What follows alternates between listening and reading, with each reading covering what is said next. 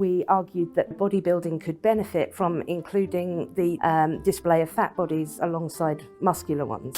Hey, welcome or welcome back. I hope you are having a good day so far. Today, we're gonna do a fat acceptance compilation style video where we're just gonna look at a little bit of everything and talk about it. I think it's become way too normalized.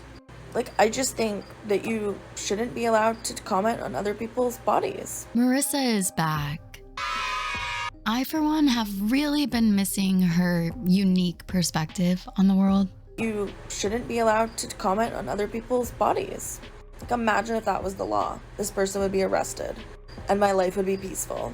Someone commented on this TikTok of hers and said, "You saying they would be arrested is wild." Why is that though? Because realistically, it's just the other side of the other extreme.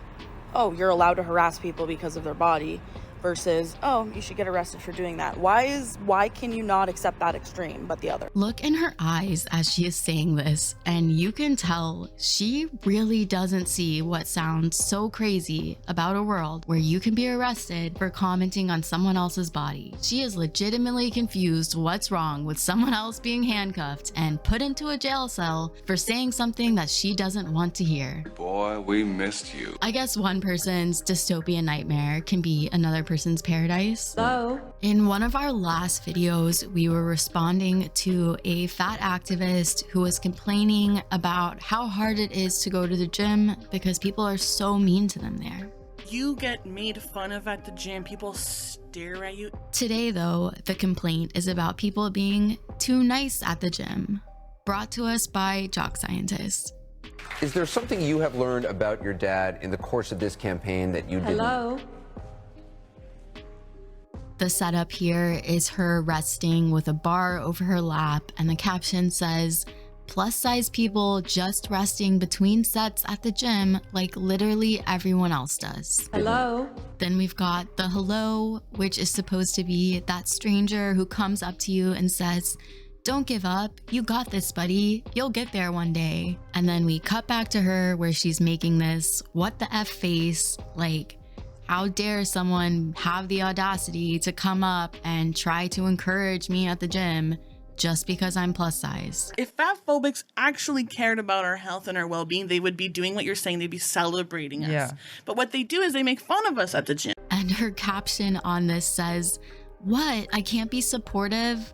Yeah, because I'm sure you say this to the mega buff dudes. Hashtag toxic fitness culture. And all over this comment section, there are people saying that they can't wait to go do this to the super buff people working out at their gym. Like there's an opportunity to be condescending that they had not considered, and now they are eagerly awaiting that opportunity. That is not the same energy as the person who saw you working out at the gym and came up and said, "Hey, you go, you got this." One thing about me, I'm gonna eat. I don't care how many calories is in it. I don't care if this is equivalent to 12 slices of bread. I'm gonna eat. Okay, this might be a me thing, but I really wish we didn't try to normalize the whole chewing with your mouth open and talking at the same time thing. I'll never be a size 2. I don't care. My body does too much for me every single day. When it says, "Hey girl, have a little full ass meal. Can I have like 700 calories?" I'm like, "Yes, girl. Yes, you can. Thank you for asking so nicely." What doesn't seem healthy to me?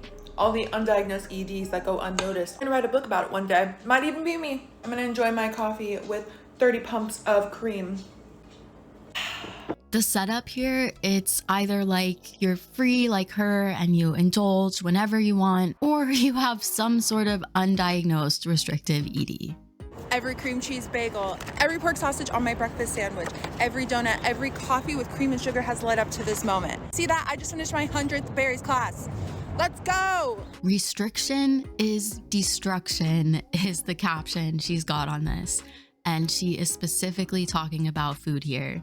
And something I think is really interesting about this is she is still restricting herself. It's what happens to a lot of people when they're recovering from something with a behavioral component. Like we can end up replacing one addiction for another, or one form of restriction for another. To be completely opposed to ever restraining yourself around food is replacing one set of boundaries for another. Yeah, can I get the croissant donut and a maple bar? She's made this TikTok in response to someone saying, "It's all fun and games until the food causes disease in your body."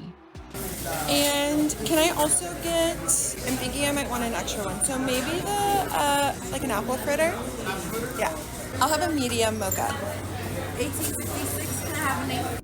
And so in response, she's got herself ordering some pastries at a bakery with the caption, "I don't care," and sticks her tongue out at the end. Somehow she feels superior for this position. Like, true liberation is knowing that apple fritters are worth the diabetes. Actually, babes, then you don't support body positivity. That's the whole point. She is replying to a very reasonable comment someone left her that said, "Why would you promote being unhealthy? I totally agree with body positivity as long as it's healthy." And she has chosen to answer this in maybe the most annoying way possible. Actually, in its original creation, it had nothing to do about health. You know what I'm saying? And also, how do you know someone's health by just looking at them? She is saying that health not mattering is the whole point of body positivity. And the delivery here is like, this is some kind of enlightened status to achieve. Not like this is a really terrifying reality for everyone claiming membership to these groups. They openly admit they don't care about your health, and they prove that on a daily basis. Huh? And I would love to see, and I would hope, because I'm assuming things here, and that you're still masking. Are you still masking? Anyways, I'm just really tired of the retired argument about like health, because again, what's your definition of health? Whose type of health? Are you going to therapy? Are we talking about emotional health? Are we talking about everyone's full-bodied well-being? So you don't support body positivity if you're going to play health politics. Thank you. Bye. I cannot imagine how it would feel to care at all whether this person thought I was body positive or not, or whether anyone else thinks you're body positive for that matter. Thinking about the headspace that you have to be in to be willing to sacrifice your health, the health of the people around you, for membership to a club. That is sad. I'm growing depressed. This TikTok says, "I love calling myself fat in front of thins, TM, because they always knee-jerk say, 'You're not fat,' so then I can innocently ask them what's wrong with being fat and watch them short circuit." This woman was on a boat ride with her dog, living life in the sun, and she turned that into an opportunity to belittle thin people for the sake of some fat activism. And I'm gonna say it again. Imagine if people were walking around calling other people the fats, TM. Coming as an absolute shock to me. Somebody on the internet has taken something out of context using about 6 seconds worth of a video and making a lot of assumptions about me. There is nothing to take out of context here. It's all text on a screen. So the context is she said what she said and maybe didn't realize that it sounded just a tad deranged until people on the internet called her out. And to help us understand why it's completely normal actually to set traps for people in conversation, she's gonna express herself through the form of TikTok skit. So let's just do a quick little skit. You remember skits like preschool, and talk about how this interaction is actually going down versus the absolute insane way you think it's going down. Oh my god, I'm so fat. You're not fat, you're beautiful. Glad you brought this up, because actually as a fat activist, you're being really fat phobic and problematic, and I really don't think that that's something that you should be perpetuating in society. The thing that we'd be like consoled for being fat, because like that's actually why I brought this up. So that first skit is a dramatic reenactment of her words being misinterpreted. The next one is supposed to be what she actually meant. I'm sorry, in what universe is my fat ass gonna fit in those jeans? You're not fat. No, but like, sure I am. What's wrong with that? I guess nothing. I really love that in her head, one of these is clearly more reasonable than the other. They're the same picture. Like, they're not both weird power fantasies about putting someone else on the spot and making them feel uncomfortable. And it is definitely a fantasy because in her reenactment of how this is apparently supposed to work, she asks the thin person, what's wrong with being fat? And then, and these are her words, the thin person will start processing years of being told fat equals bad, but they'll have no real reason to cite and thus will start questioning everything. Not only is that not how that would go down in reality, but it's also a really weird use of her imagination. I love when people say this because literally nothing I have ever said on my entire page has been misinformation. Today, she is responding to someone saying, keep spreading your misinformation, love. And she gives us a very classic type of Marissa response. I've never been wrong. Everything I have said is from scholars, academics, and actual medical people who know what the they're talking about. You're the one who's spreading misinformation, so thanks. That's an appeal to authority. She's not defending herself with any legitimate arguments. Instead, she's pointing to people and institutions that agree with her. And if we want to find scholarly support for almost any position, it is really not hard to find that online. Fat studies is one of the smaller and newer fields that is really quite worrying. Fat studies explicitly rejects the claim that obesity is unhealthy. This is Helen Pluckrose. She is an author and journalist who was involved in something called the Grievance affairs. She collaborated with 2 other people to submit a number of fake articles to academic journals. The point was to see if their BS articles would make it through the peer review process and be published, and some of them actually were. So we wrote this paper with the help of a former bodybuilder and academic, Richard Baldwin, who kindly donated us his name. And we argued that the only reason people admire bodybuilders who have built their body with muscle and not obese people who have built their body with eating huge amounts of food is because there's prejudice against fat people.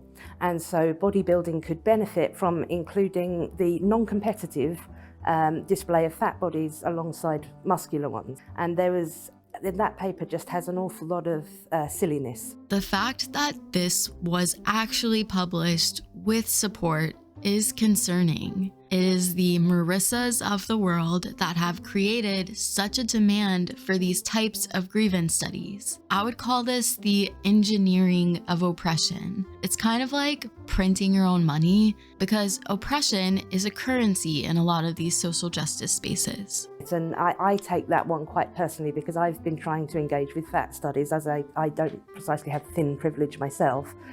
I would actually really love to see her debate one of these fat acceptance activists because, like she just acknowledged, she's a plus size lady herself. She has reason to want fat acceptance to succeed. And even she is still more concerned about the harm that they're causing. And it's very difficult to talk about the health problems. And for people who are trying to lose weight or trying to get healthy, this kind of activism going on in the background, preventing them getting the right advice and the right medical treatment is I think, is going to be much more of a problem than is currently recognised. I feel exactly like she does. Fat activism is not victimless. People have been and are being fed a lot of misinformation in regards to their health from a group that openly brags about not caring about health.